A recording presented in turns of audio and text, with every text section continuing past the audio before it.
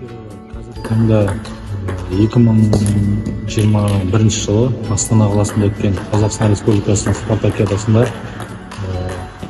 Қазақстанның бірнеше дүркін чемпионын, Атырау қаласында тұратын чемпионын жеңіп, 2021 жылы спартакиадада чемпион атанды.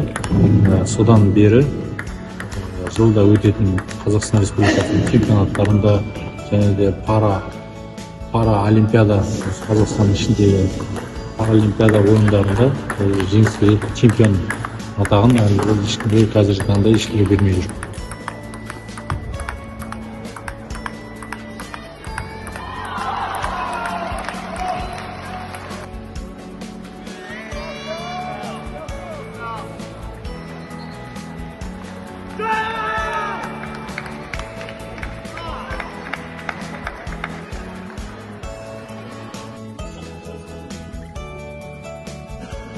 Ең алғаш 2017 жылы Атырау қаласында 5-ші спартакиада болды, жарыс осы мүгедектер арасында. Сол кезде негізгі менде спорт түрі жеңіл атлетика болатын. Сосын сол жеңіл атлетикамен айналысудың басында, сосын басқа залда бір үстел теннис ойыны болып жатқан. Сол жерге барып қарайыншы деп барғам, сосын сол жерден қызықтым негізі үстел теннисіне. Сосын ауылыма келдім да, осы Ақтау қаласына келіп, сразу жеңіл атлетиканы қойып, осы үстел тенниспен айналысып кеттім.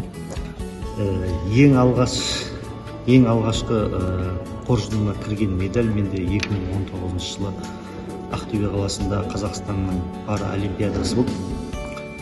Бұдан әрі қызығушылығым ұлғайып, бұдан әрі жігерленіп, жеңіске жету мақсатында көбірек дайындалдым.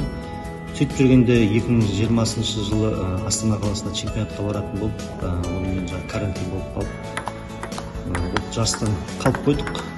Бұдан ары қарай жарысымызды тоқтатпадық. Дайындығымызды 2021 жыл Астана қаласында спартакиада өтті.